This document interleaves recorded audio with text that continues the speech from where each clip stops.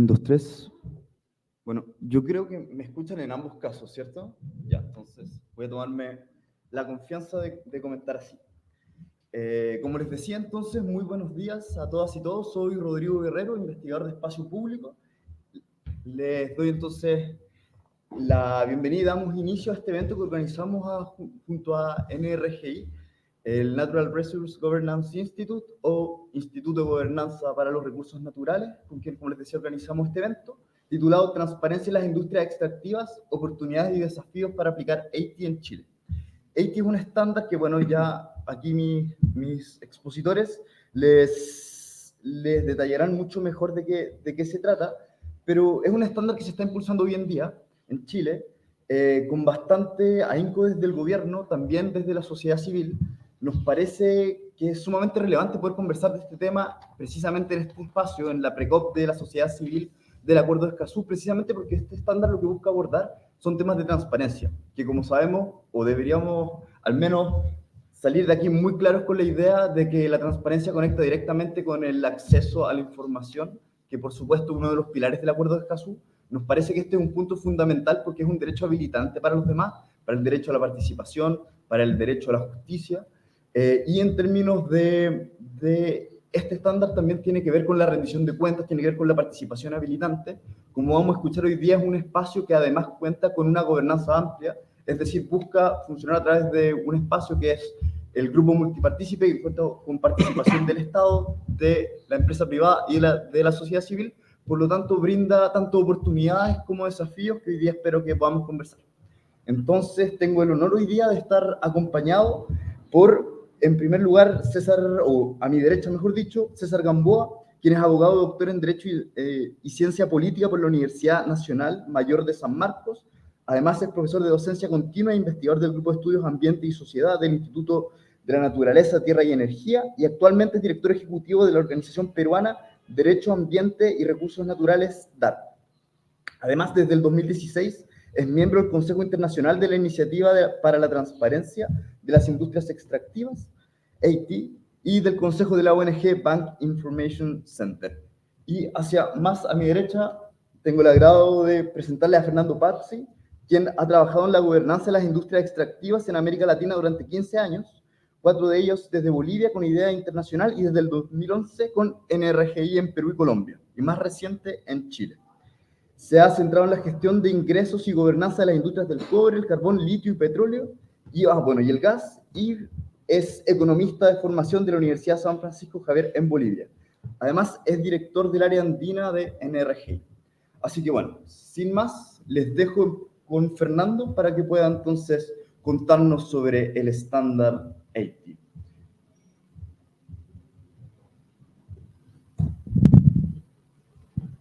Adelante, Fernando. Me voy a parar para poder explicarle. Si quieres te puedes poner acá, así. Sí, ahí. Ah, no sé por qué no se está viendo, perdón. Gracias. Sí. El mouse no me está acompañando, perdóname, Fernando.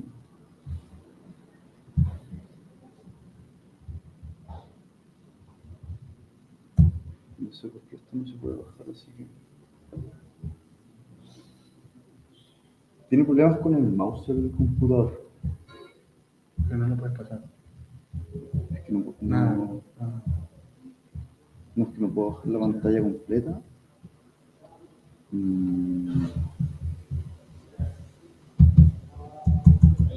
Ahí parece que logramos... Ups, se desconfiguró. Ya lo logramos. Lo logramos. Adelante, Fernando. Bueno, muchas gracias por esta oportunidad. Para mí es difícil enfocar la presentación porque entiendo que algunas personas el tema del AITI es nuevo. En cambio, como César es un experto, lo bueno que César está aquí, cualquier duda que uno pueda resolver, sin duda César va a poder, ¿no? Bueno, quiero hablarles muy cortito de qué es el AITI. El AITI es un estándar que nosotros pensamos que es muy pertinente para aplicarse en Chile. ¿Seguimos? Es un estándar que está vivo, que está vigente, se implementa actualmente alrededor de 57 países. como les decía, hace 20 años se empezó a aplicar. Ha logrado acceder a información, ahí hay una estimación de 2.960 billones de dólares, o sea, gracias a la aplicación del estándar se tiene transparencia en rentas de muchos países, ¿no? Y además un requisito que tiene es que 90% de estos datos son datos en formato abierto, o sea que cualquiera puede acceder, están en línea mayormente. Seguimos. Esta es la imagen actual de los países que aplican AITI. En América Latina está avanzando, el avance ha sido lento, empezó Perú, siguió Colombia, después Ecuador, Argentina, México, está también Guyana, Trinidad y Tobago, ¿no? Además de Guatemala. Y poco a poco los países van integrándose al proceso AITI con distintos grados de avance, ¿no? Es un proceso paulatino que va avanzando. El estándar AITI es, como les decía, es una certificación, es un estándar de transparencia que, a diferencia de otras certificaciones privadas, este es un estándar que viene patrocinado principalmente por los gobiernos, tiene participación de sociedad civil y, por supuesto, las empresas, ¿no? Y lo que busca es revelar información, divulgar información en toda la cadena de valor de la explotación ya sea del petróleo, gas o minerales, ¿no? El estándar ha ido evolucionando paulatinamente, pero los ámbitos que les interesa se han mantenido. Básicamente empezó con el tema de acceder a los contratos o licencias, tener información sobre la producción, conocer lo que es la recaudación de impuestos y regalías, entender cómo se distribuye y cómo se asignan estos recursos, también conocer cuáles son los impactos sociales y económicos que tiene el gasto de estas regalías. Como les decía, el estándar se ha ido complejizando y ha ido evolucionando y cada vez hay temas más importantes que son obligatorios de divulgar. Y no solamente es una divulgación por parte de las empresas, también le corresponde a los gobiernos divulgar especialmente lo que tiene que ver con los ingresos fiscales, cómo se distribuye, cómo se utiliza. Algunos temas claves del estándar son, por ejemplo, el poder acceder a los contratos. Hay países donde antes no se tenía acceso a contratos que son de gran importancia, países que a veces tienen relación con una sola o dos empresas, pero no se tenía posibilidad de conocer un instrumento básico de saber cómo el país ha establecido un vínculo, una relación con una empresa, ¿no? Entonces, otro tema que es clave también es el de beneficiarios reales, ¿no? Saber quiénes son las personas físicas que son dueños de las empresas, ¿no? Eso tiene una importancia muy grande en términos de riesgos de corrupción y también tiene una importancia grande para saber que muchas veces las decisiones de política no sean tomadas o influidas por personas que tienen participación en empresas, ¿no? Ahí solamente pongo unos ejemplos de los temas importantes que tiene el AITI.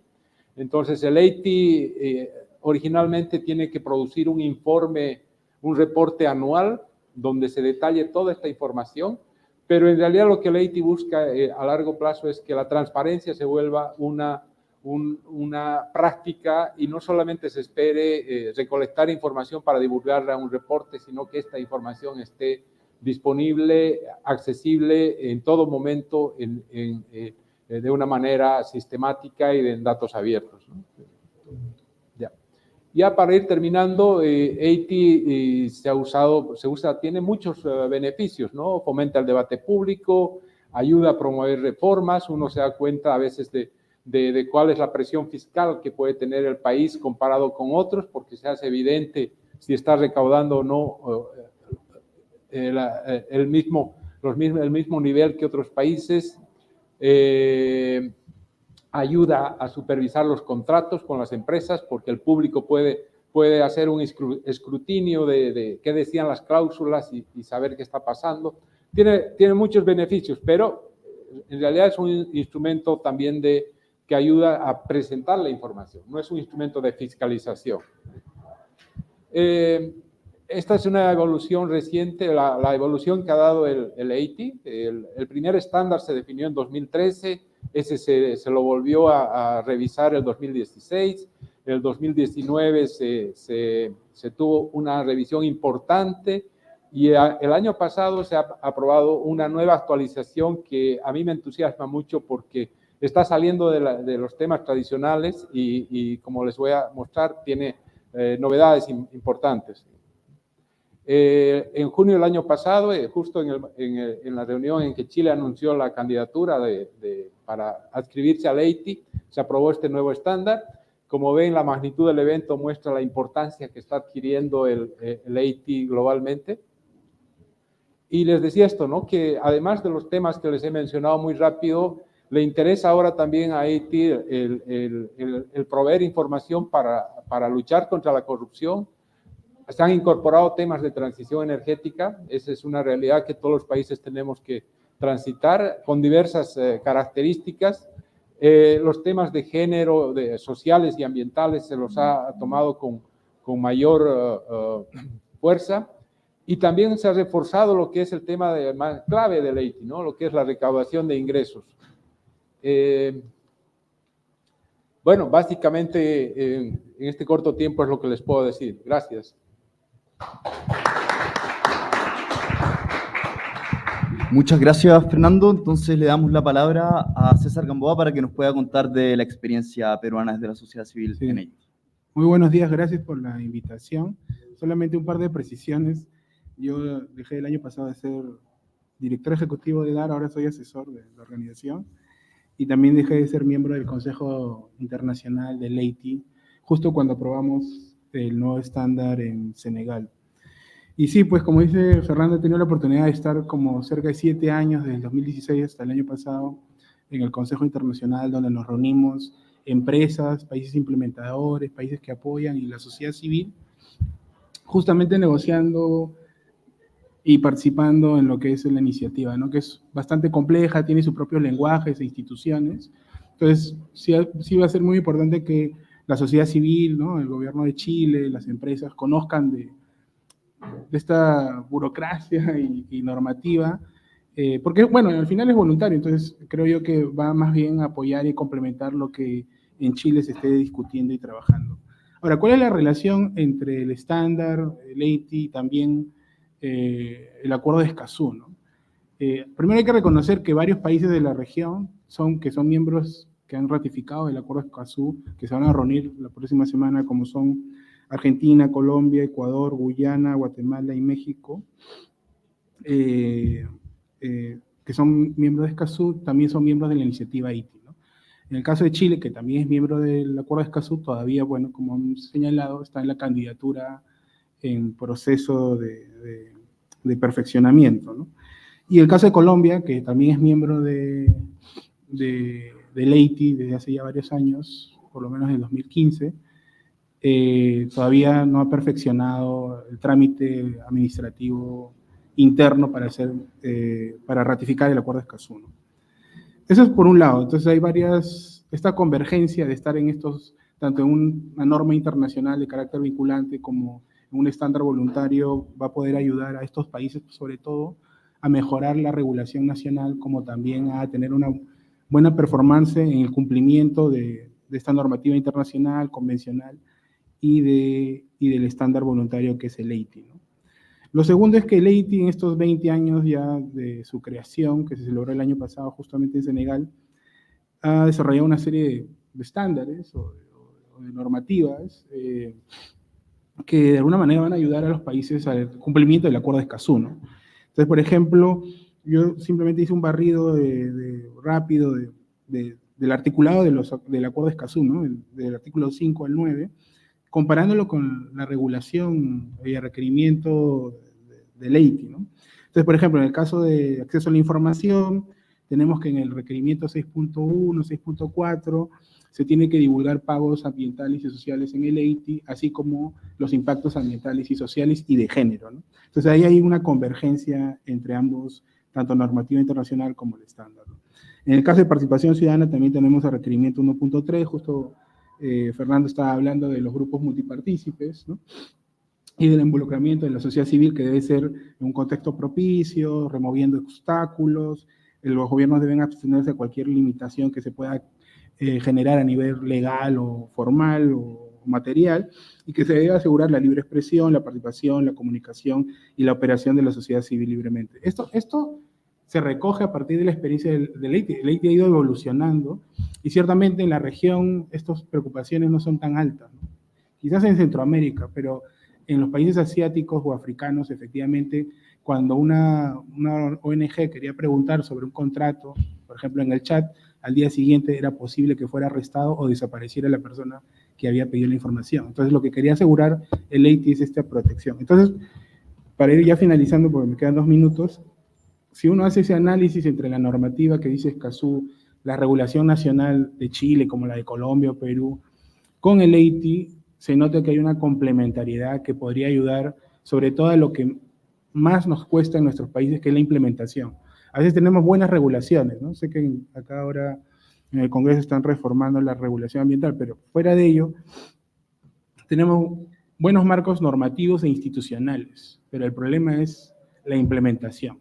Y en la implementación es donde se encuentran los grandes vacíos para el cumplimiento de la normativa, tanto sea para el Acuerdo de Escazú, que es lo que nos está permitiendo reunir esta vez acá y la próxima semana, como también para el caso del Haití, que plantea desafíos a ustedes. Y lo más importante es que la sociedad civil, como señala el Haití y el estándar, es la que tiene que decidir sus propias formas de participación de manera libre y efectiva. Gracias. Muchas gracias, César. Muchas gracias, Fernando. Con este aplauso, entonces, invito a pasar adelante a Billy Craft, Constanza Espinosa e Igor Morales. Y bueno, rescatar quizás algunos elementos brevemente de lo recién planteado. Fernando nos hablaba de la constante evolución de este estándar. César también nos hablaba de los muy importantes desafíos que se nos abren en este punto, que tiene que ver con la implementación precisamente tanto del Acuerdo de Escazú como de Haití. Así que bueno, como les decía, invitamos entonces ahora a conversar, a conocer sus perspectivas. En primer lugar a Billy Craft, quien es ingeniero químico y magíster en metalurgia extractiva de la Universidad de Chile. Posee un doctorado en minas y materiales de la McGill University de Canadá. Cuenta con 20 años de experiencia en minería como académico y consultor. Además es director académico del doctorado, ha sido director académico del doctorado en minería en la Universidad de Chile, miembro del directorio de SESCO y recientemente ocupó el cargo de subsecretario de minería en el gobierno del presidente Boric. Igor Morales, Constanza Espinosa, si está aquí con nosotros también la invito a pasar, pero bueno, mientras tanto les cuento de Igor Morales, quien es ingeniero en ejecución. Actualmente es director en Chile de Internet Society, Asociación de Consejeros de Sociedad Civil y del Centro de Innovación para las Contrataciones Abiertas, CICAP. Es presidente del Consejo de la Sociedad Civil de la JUNAEP y creo que es muy relevante señalar también que es parte del board del capítulo chileno de la Red Académica Internacional para Gobierno Abierto. Fue vocero de la Red Chilena de la Sociedad Civil para Gobierno Abierto y cofundador de la Mesa Nacional de Estado Abierto Chile, que también es una experiencia muy relevante desde la cual nos va a hablar. Mientras esperamos a Constanza, bueno, les cuento que ella es arquitecta titulada de la Universidad de Chile y cofundadora de Fundación Glaciares Chilenos. Y bueno, además es directora es directora de comunicaciones y vinculación de dicha fundación. Ahora, la dinámica va a ser una pregunta compartida. La idea es que por favor puedan responder en más o menos 2 minutos. Tengo 3 preguntas, después vamos a avanzar a preguntas del público. Habiendo dicho eso, en primer lugar, entonces les pido que puedan comentar sobre cuáles son las expectativas que tienen desde su experiencia, de sus respectivas instituciones, respecto al ingreso de Chile a la iniciativa Haití. Por favor, Pilja. Quiero partir por agradecer la invitación. Y respecto a la pregunta, yo partiría diciendo que la industria minera en Chile, en general, pone a disposición harta información. Yo creo que el problema que tiene, o uno de los problemas que tiene, es que esa información la forma en que se entrega depende mucho de la voluntad de cada compañía y no siempre se entrega de una forma fácil de digerir para la sociedad en general. Entonces, hay una primera expectativa es que el estándar permita regular o tener un piso mínimo en la forma que se entrega esta información y que además sea de fácil acceso. Pero una vez que ya tenemos esa información, a mí me parece que una de las cosas relevantes es que le va a elevar el nivel a la discusión de política pública en general en torno a la minería. Y el ejemplo más evidente y reciente de la dificultad para tener discusiones sobre el desarrollo de esta industria cuando no hay el debido acceso a la información es todo lo que ocurrió en torno al royalty. Fue súper difícil avanzar con la discusión de royalty porque no había acuerdo en cuánto era el aporte real que hacía la minería al país. Una vez que tengamos EIT, eso va a ser mucho más fácil de entender esto y otras cosas. Entonces yo me quedo con estos dos puntos. Información de fácil acceso y fácil de entender para la población en general y la posibilidad cierta de que podamos elevar aún más el nivel de la discusión de política pública. Gracias, Billy. Constanza, seguimos contigo si nos quieres contar de las perspectivas que tienen sobre, las expectativas, mejor dicho, que tienen desde la Fundación Glaciares Chilenos sobre el ingreso a EIT de Chile. Sí, lamento Sí. la demora, no sé si me escuchan bien. Bueno, como Fundación Glaciares Chilenos nos sumamos a la conversación de este estándar, más allá de, o sea, bueno, también comentarles cómo influye el tema de la minería en el sector de los glaciares y evidentemente en Chile los glaciares hoy en día no cuentan con un grado de protección a nivel legal. Entonces los únicos glaciares que tienen esta protección están en áreas protegidas y en su mayoría se encuentran en la zona austral, sur austral del país. Y en la zona norte y centro de nuestro país los glaciares no tienen ningún grado de protección y quedan expuestos a cualquier afectación que pueda producir la minería. Entonces, en ese contexto, a nosotros nos interesa mucho qué proyectos mineros se están desarrollando, cuál es el impacto, cuál es la inversión a este tipo de industria se está generando en el país. Y evidentemente la transparencia juega un papel fundamental, porque hoy en día no hay información clara de qué proyectos hay, qué planes de expansión tienen. Nosotros, por ejemplo, hoy estamos enfrentando en Santiago un contexto, en el mundo estamos enfrentando un contexto climático muy lamentable, por decirlo de manera suave, y específicamente en Santiago tenemos el caso de la minera Los Bronces, que hace poco salió aprobada su expansión, ¿cierto? Entonces, en un contexto de crisis climática, donde los glaciares están presentando un derretimiento más acelerado y se vende esta idea de que la industria minera es básicamente el sueldo de nuestro país, y se aprueban este tipo de proyectos sin ningún tipo de miramiento a los estudios científicos, a lo que opina la comunidad, también la sociedad civil. La transparencia es fundamental. Entonces, que una industria que genera tanto impacto, si bien también genera muchas fuentes de empleo, eso tampoco nunca lo hemos negado, pero que genera mucho impacto a nivel ambiental, que se ha estudiado a nivel internacional, como fundación creemos que la transparencia es el paso principal para saber si estos proyectos básicamente son o no necesarios.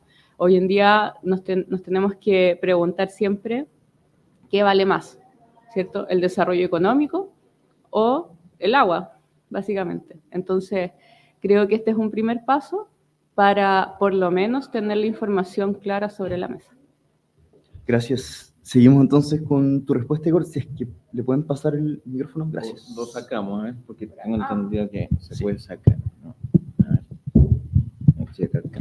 Esto también después nos va a servir para las preguntas del público. Ya, para las preguntas, claro. No, a ver, ahí sí. Hola, a ver, comparto los puntos de mis antecesores, ¿ya? Muy importante el acceso a la información, ¿ya? Pero en lenguaje claro, ¿ya? Porque en ciudadanas y ciudadanos es importante que se involucren en este espacio de conversación con este nuevo estándar que esperemos tengamos en Chile y que se rectifique la instancia, ya un acceso a la información de eso y la involucración de los territorios, porque los territorios al final son los que van a generar los espacios para que esto haya involucramiento e incidencia ciudadana sobre los temas de glaciales, otros aspectos relacionados con la gran o pequeña o mediana minería. Segundo, comentarles que hay avances, ¿ya? En diciembre de 2023 se modificó la legislación en compras públicas y permite lo que mi colega decía, beneficiarios finales, saber quiénes están detrás de los contratos, ¿ya? Han habido avance. Hay un proyecto de ley que en estos momentos está en la Cámara de Diputados relacionado a eso, ¿ya? Pero no obstante, hay avances concretos con respecto a contratación pública. Por lo tanto, eso va a ayudar también a la coexistencia de este estándar, ¿ya? La importancia, y comparto el punto con Billy en términos del acceso a la información. Tenemos leyes de información hoy día, tenemos nueva gobernanza digital, tenemos ley de transformación digital, etcétera, etcétera. Entonces, yo cierro ese punto, acceso, y lo otro, el tema de la vinculación de los territorios. Muchas gracias, Igor. Varios elementos han surgido en la conversación y se les sigue dando importancia. El tema de los beneficiarios finales sin duda es relevante. El tema del diálogo con los territorios, el tema del acceso precisamente a la información de los actores privados también, yo creo. Las perspectivas desde la academia, que también creo que es súper relevante poder mirar desde ahí. Entonces, en ese sentido, bueno, sigamos en el mismo orden de respuesta. Considerando todos estos elementos, me gustaría saber cuáles son los principales desafíos que consideran ustedes que enfrentaremos desde la sociedad civil para participar de este estándar, considerando que tenemos que organizarnos, que tenemos que dialogar después con los distintos actores. Hablábamos de Estado, hablábamos de mundo privado, las dificultades quizás de organización propios, también las capacidades técnicas que podemos tener. Me gustaría saber qué perspectivas tienen sobre estos temas. Sí, yo creo que las dificultades ya las hemos visto, las empezamos a ver, porque para que se entienda un poco mejor, porque hablamos de candidatura de EITI, que si Chile está o no está. El proceso funciona del siguiente modo. EITI es esta organización que opera en una ONG global, en la que participan varios países, pero para poder entrar, uno formalmente le dice desde el país interesado, en este caso Chile, que queremos ser parte de EITI, y luego tiene que cumplir con una serie de requisitos. Uno de esos requisitos es poder formar este grupo multipartícipe en que uno de las patas es la sociedad civil. Entonces nosotros ahí ya hemos visto algunas dificultades, porque en Chile, a pesar de que hablamos mucho de sociedad civil, no tenemos ninguna estructura formal que nos permita agruparnos. Uno nos llama al teléfono sociedad civil y consigue una organización. A pesar de que tenemos algunos tipos de participación más bien formal e incipiente a través de los consejos de la sociedad civil, lo que se entiende en esa normativa por sociedad civil es bien distinto a lo que EITI entiende por sociedad civil. Las distintas reparticiones del Estado que tienen estos consejos de sociedad civil convocan bajo ese título a ONG, sindicatos, academia, la industria. Y en este caso no, la industria no es parte de la sociedad civil, hay una distinción. Y ahí yo creo que hay un primer desafío, que es cómo nosotros logramos generar una estructura donde aún no hay. Otras dos cosas que yo creo que son relevantes y que las vamos probablemente a ver en el camino, es que vamos a encontrar multiplicidad de intereses en la sociedad civil, pero para poder participar de manera adecuada en la discusión, tendremos que ser capaces de identificar objetivos comunes. Muy probablemente no vamos a poder atender todas las expectativas. Y ese es un desafío como de diseño. Y posteriormente, lo que me parece que también va a ser relevante, y ahí a lo mejor vamos a contar con la experiencia de otros países, cómo lo han hecho, cómo lo han manejado, es que una vez que nosotros tengamos acceso al primer informe de EITI, muy probablemente vamos a tener que hacer un ejercicio de control de expectativas, porque a todos nos van a picar las manos por pedir que se mejore esto o lo otro, y esas mejoras posibles requieren tiempo, y ahí es donde tenemos que controlar las expectativas de qué es lo que esperamos que ocurra como consecuencia de tener ahora esta información, por lo menos en lo que respecta a la sociedad civil. Eso. Gracias. ¿Seguimos contigo, Constanza? Sí, yo creo que acá también el principal desafío fue primero, yo creo, agrupar a la sociedad civil, porque es un grupo muy diverso. En la sociedad civil tenemos comunidades, como ya bien lo decían, organizaciones, fundaciones, muchas de ellas trabajan ya con financiamiento, otras, por ejemplo, como Fundación Glaciares Chilenos, trabajamos de manera voluntaria, otras comunidades también están en una constante lucha en que tienen ahí ciertos conflictos de interés, porque la minera ejerce una presión económica muy importante en los territorios, donde comienzan a generar ciertos beneficios, cierta inversión en las localidades, por ende las comunidades obviamente ven este posicionamiento de industrias mineras como algo positivo. Finalmente construyen escuelas, ¿cierto? Arreglan los caminos. Por supuesto que hay ahí como un beneficio sin querer. Entonces la sociedad civil, como les decía, es bien diversa, tiene distintos intereses también, como se mencionaba antes. No todas tienen los recursos económicos para participar de este proceso que por lo demás también es completamente ad honorem. Entonces nosotros como sociedad civil estamos participando netamente como parte de nuestros principios como organizaciones. Entonces sumarle un trabajo extra que también va a requerir mucho preparación técnica. Hay mucho ahí tecnicismo de mecanismos de financiamiento minero, ¿cierto? De cómo opera la industria minera, que muchas de estas organizaciones no sabemos cómo funciona. Entonces ahí hay un sesgo económico, de recursos técnicos muy importante. Entonces estamos ahora también en preparación de cuáles van a ser estos requisitos que cumplan las organizaciones para que se conforme un grupo lo más representativo posible. Sabemos que nunca va a ser del todo 100% representativo, pero es la idea. Y finalmente, como organizaciones que seamos parte o que estemos como vigilantes, más allá que estemos o no en el grupo multipartícipe al final, de ir en conjunto. Hoy en día en nuestro país no hay un área de la sociedad civil como unida que trabaje en pos de estos temas de la industria extractiva, ¿cierto? Hay muchas organizaciones que están conformadas, que hablan del tema de la salmonera, ¿cierto? Como de la industria forestal. Hay agrupaciones, pero la sociedad civil hoy no está conformada de manera como cohesionada para ver estos temas de la industria minera. Entonces creo que también es una oportunidad ahí. Un gran desafío, pero una oportunidad. Gracias, Constanza. Entonces terminamos la ronda con Igor. Gracias. A ver, yo veo dos desafíos importantes. La articulación de sociedad civil para darle un rol importante dentro de la parte correspondiente a esta mesa multipartícipe. Ejercicios han habido, hay redes de articulación hoy día. Tomó el conocimiento de una red que está asociada a temas de transparencia y participación, que es la red de gobierno abierto en Chile, que generó la mesa de Estado abierto. Y ahí hay un área de interés importante que es medio ambiente y clima, que tiene mucha relación con el estándar. Entonces ahí podría haber alguna relación de vinculación y articulación, como dice la colega.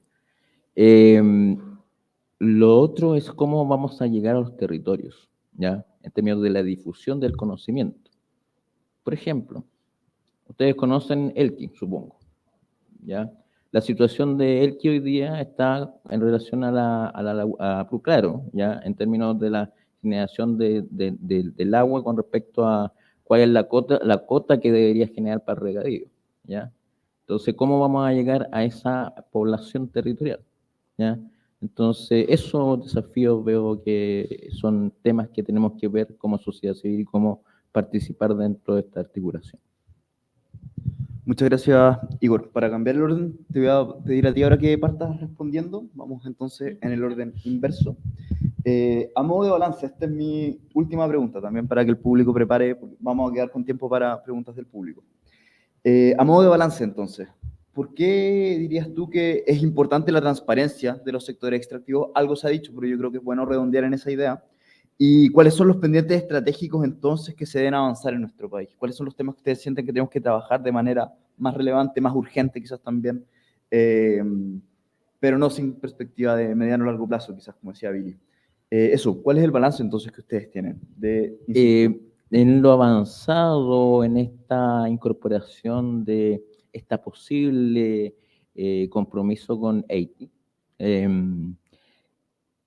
Se ha visto un trabajo mancomunado del grupo de inicio, ¿ya? Porque somos varios, no somos solamente los que estamos aquí, somos 3, somos más. 35, 30, lo que vi por ahí, pero la sociedad civil, según un último estudio de la Universidad Católica del 2020, son 234.000. Entonces me faltan 234.000. Ahora entendamos que los 234.000 son de múltiples actores, ¿ya? Después de la pandemia ya no son 234.000, son 178.000 según la última estadística de Registro Civil, ¿ya? Entonces, ¿qué pasó? Bueno, son temas pandémicos, ¿ya? Entonces, el tema es cómo ver la forma de que más organizaciones se incorporen, ¿ya? Yo no sé en Perú cuántos serán en este momento, pero sé que son muchas. Y además Perú también tiene un área territorialmente extenso, ¿ya? En la cantidad de habitantes mucho mayor que nosotros, ¿ya? Y la última pregunta que tú señalabas, por favor, repítemela. Los pendientes estratégicos que tenemos como país. La articulación de los diferentes estándares que hay relacionados con el tema de acceso a la información, ¿ya? Quizás sea un tema complejo y técnico, ¿ya? Y el último, que es un desafío, cómo generar un lenguaje claro y entendible para la ciudadanía. Hay avances, ¿ya? Pero no son conocidos por la ciudadanía. Eso. Muchas gracias. Como balance me decías el tema de cuáles son los desafíos. ¿Por qué es importante la transparencia de los sectores extractivos y cuáles son los pendientes que se deben avanzar en nuestro país? Claro, bueno, como decías, ya es el tono de este panel, el tema de la transparencia es fundamental porque básicamente nosotros como ciudadanos, yo creo que todas las organizaciones apelan a eso, que como ciudadanos seamos conscientes del territorio donde vivimos, cuál es el rol que juega, ¿cierto? En nuestro caso, la cordillera, que es donde principalmente se instalan los proyectos mineros. La cordillera o nuestro territorio no son solamente recursos que se monetizan y se extraen de la tierra, sino que también cumplen un rol ecosistémico fundamental. Entonces, la transparencia hoy creo, del sector minero, bueno, creemos como fundación, es que va a traspasar, va a dar a conocer finalmente cuáles son las verdaderas intenciones o cómo percibe esta industria también nuestro territorio. Entonces, hoy en día la discusión es esa, es recurso, agua o dinero o desarrollo económico. Entonces, ahí también para que las personas entiendan cuál es qué está primando hoy en la agenda política, finalmente. ¿Nos están asegurando un futuro en temas de agua o en realidad están privilegiando este desarrollo económico, crecimiento del ingreso, etcétera? Lo otro es que muchas de estas comunidades donde se instalan estos proyectos mineros están sumamente empobrecidas y tienen que vivir como zona de sacrificio, con todos los impactos negativos que estas industrias generan y ese ingreso cómo se reparte, cómo está incidiendo, por ejemplo, la industria en esas comunidades. Hoy en día, también para que lo conozcan, dentro de los puntos que estamos viendo para la representatividad de las organizaciones es cómo es su financiamiento. Y hoy en día la industria extractiva minera financia muchas organizaciones, entonces también ahí hay como un doble interés, que claro, ellos están haciendo esta presión política por el tema del desarrollo económico y además hay organizaciones que no tenemos recursos y que muchas veces ha venido una empresa minera y nos ha dicho, nosotros lo financiamos, pero tienen que decir esto, o sus estudios tienen que ir ligados a tal. Entonces, finalmente, creo que la transparencia va a poner sobre la mesa cuáles son las verdaderas intenciones también de este grupo. Y lo otro, creo que finalmente es que entendamos que nuestro país tiene un territorio muy rico, muy diverso a nivel ecosistémico, y que no solamente importan los números y el dinero. Para dar el ejemplo también nuevamente del tema de los bronces, es impresionante que a pesar de toda la experiencia científica, los datos científicos y de la sociedad civil que se presentaron, finalmente primó el tema económico para la aprobación de su expansión. Entonces, esos números, cómo nosotros hacemos la bajada para que la sociedad civil lo entienda, cómo hacemos, porque a nosotros nos presentan estas cifras, estos montos, y las personas comunes y corrientes yo creo que no logramos cómo hacer entender qué significa eso, para cuánto tiempo es esa inversión. Entonces creo que no solo es la transparencia, sino que también, como mencionaba, cómo se hace traspaso y bajada de esa información. Así que son hartos desafíos, el camino es bastante largo. Gracias. Seguimos contigo, Billy. Sí, muy brevemente, porque parece que estamos medio sobre el tiempo. ¿Sí? Los sectores extractivos, como la minería, la industria de petróleo en otros lados, sumaría también las generadoras de energía, que tienen un tremendo impacto territorial. Es distinto a la industria la industria financiera, ya que no hay un impacto territorial así de importante. Y además, siempre esta tensión en torno a esta industria respecto de cuánto valor crea, cuánto valor genera, ya sea cuánto le transfiere al Estado o a las comunidades, y de qué manera distribuye no solo el valor, sino también los impactos. Y los impactos están asociados a la localidad donde se produce el desarrollo minero. Aumentar el estándar de transparencia nos va a permitir entender mejor este aparente desbalance que hay, que es bastante evidente en realidad el desbalance. Si uno basta mirar la calidad de los servicios que hay en torno a distritos mineros y compararlos con los grandes centros urbanos, principalmente Santiago y su entorno, para ver quiénes son los que se ven más beneficiados de los ingresos que entrega esta actividad. El PIB per cápita de Antofagasta es parecido al PIB per cápita de países muy acomodados en Europa, pero vivir en Antofagasta no es vivir en Europa. Y eso tiene que ver con la forma en que nosotros hacemos uso de los recursos que entrega la minería, que hasta el día de hoy sigue siendo parte importante del sueldo de Chile. Ahí yo creo que el desafío estratégico lo tenemos como país. Vamos a tener que explicar por qué tenemos esta distribución que a todas luces es injusta, y hay una deuda de parte del país. Y ahí hay una cosa que, de hecho, yo quisiera hacer brevemente un comentario. Hay una parte al menos de la industria que está muy a favor de que simplemente el 80, justamente por esto, porque tienen la convicción, estoy repitiendo lo que he escuchado, de que hacen un aporte importante al país, pero les queda la duda de cómo se distribuye ese aporte. Que muchas veces las mismas compañías lo tratan de suplir por el lado de entregar aportes directos a las comunidades para llegar donde el Estado no está necesariamente llegando. Y yo creo que eso es algo que hay que mirar con detención, porque de hecho, si uno compara distritos mineros donde hay fuerte presencia de compañías estatales como Codelco, o distritos mineros donde hay fuerte presencia de compañías privadas, la diferencia no es tan importante respecto al desarrollo de servicios de esas comunidades.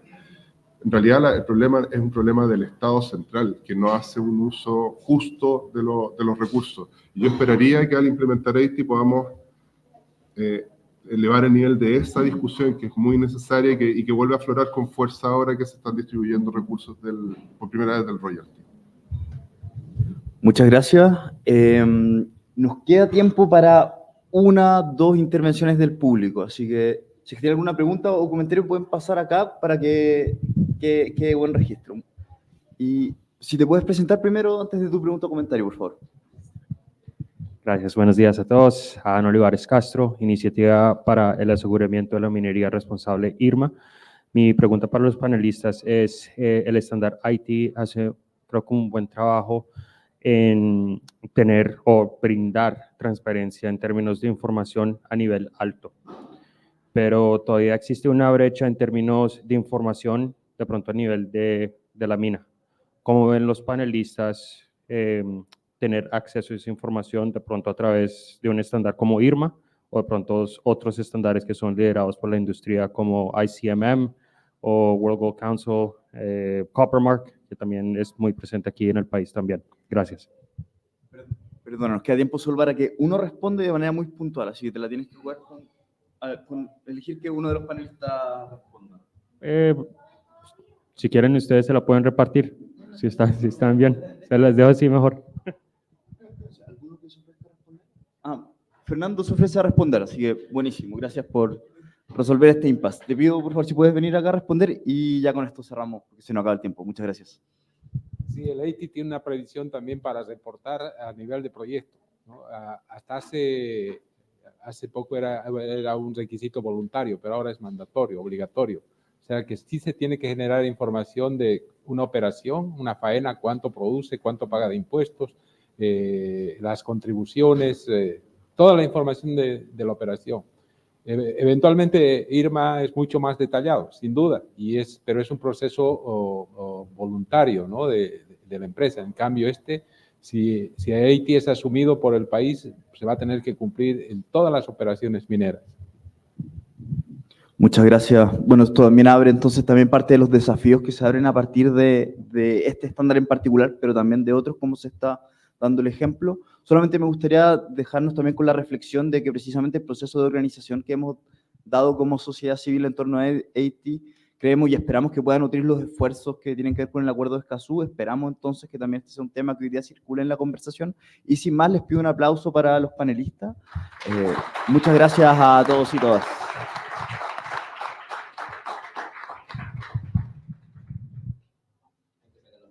Sí, saquemos una fotito al final. Muchas gracias entonces a todos. Ahora si tienen alguna pregunta se pueden acercar entonces.